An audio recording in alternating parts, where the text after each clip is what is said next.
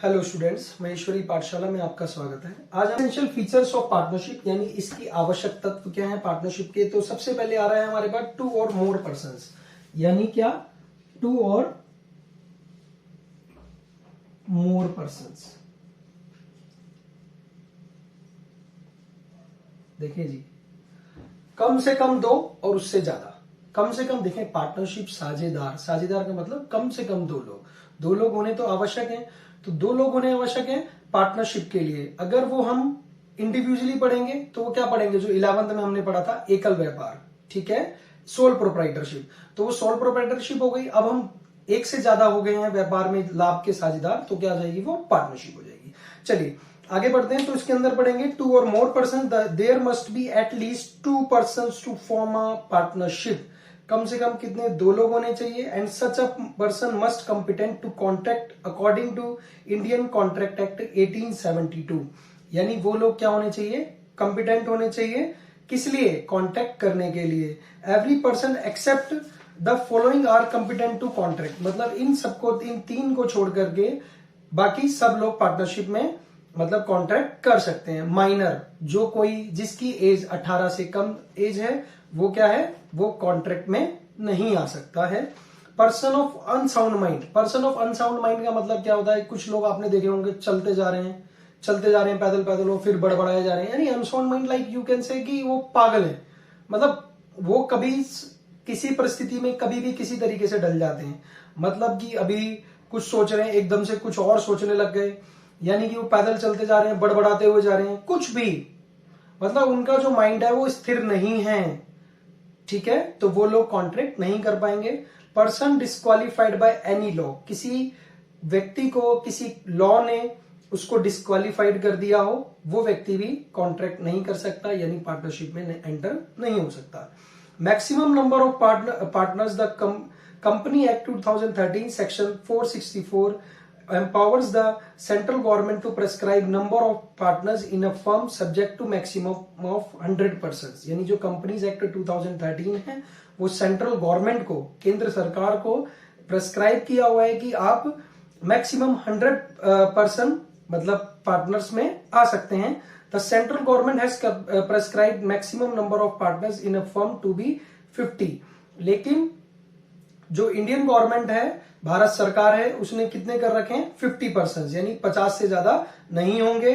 Of the companies act rule 2014, this in the effect of A partnership firm can't have more than 50 partners, यानी यहां पर 50 से अधिक partners नहीं होंगे, जो सेंट्रल गवर्नमेंट ने, केंद्र सरकार ने प्रेस्क्राइब किए हैं।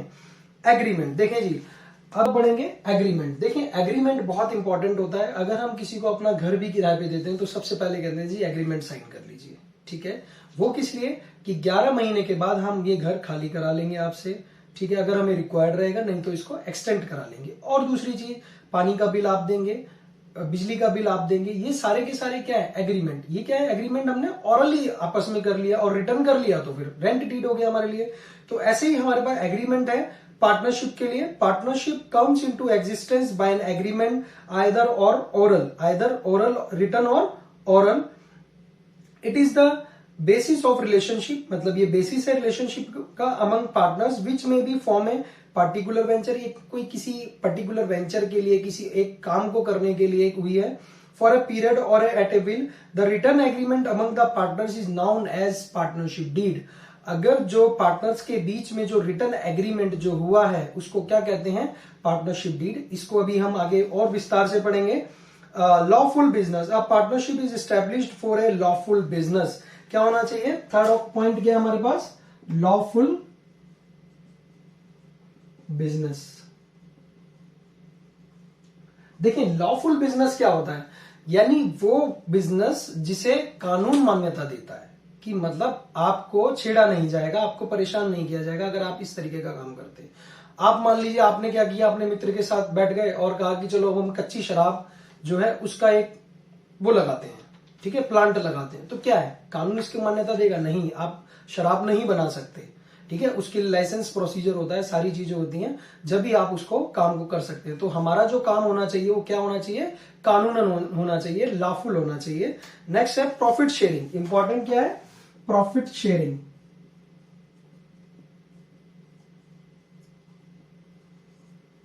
देखिए जी, प्रॉफिट शेयरिंग भी इंपॉर्टेंट है, मोस्ट इंपॉर्टेंट है। देखें, जैसे मान लीजिए मैंने अभी ए और बी वाला एग्जांपल आपको दिया था, उसमें उन लोगों के बीच में क्या एग्रीड हुआ था कि 2:1 की रेशो में वो आपस में लाभ बांटेंगे। उन्होंने डिसाइड कर लिया इक्वल बांटेंगे, ये उन्होंने डिसाइड कर लिया।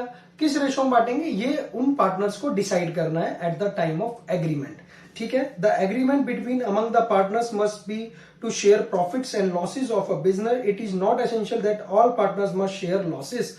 ऐसा भी हो सकता है कि मान लीजिए दो पार्टनर्स किसी बिजनेस को कर रहे थे और वो बहुत टाइम से कैपिटल के कारण भी उनको लॉसेस हो रहे थे, यानी उनके पास कैपिटल की स्कार्सिटी थी और इस कारण से उनको बहुत सारे जो प्रोजेक्ट थे वो भी नहीं मिल पा रहे थे। सब कुछ था, एफिशिएंसी पूरी थी, लेकिन उनके पास क्या था, पैसा नहीं था, कैपिटल नहीं थी। तो उन्होंने एक व्यक्ति को कहा कि आप हमारे, थर्ड पार्टनर को कहा, नया पार्टनर उन्होंने बिजनेस में लाए और उन्होंने ये कहा कि आप हमारे बिजनेस में आइए, लेकिन हम आपको लॉस में नहीं जाने देंगे, यानी आपको लॉस नहीं होगा, लॉस जो होगा वो हम लोग ही बियर करेंगे।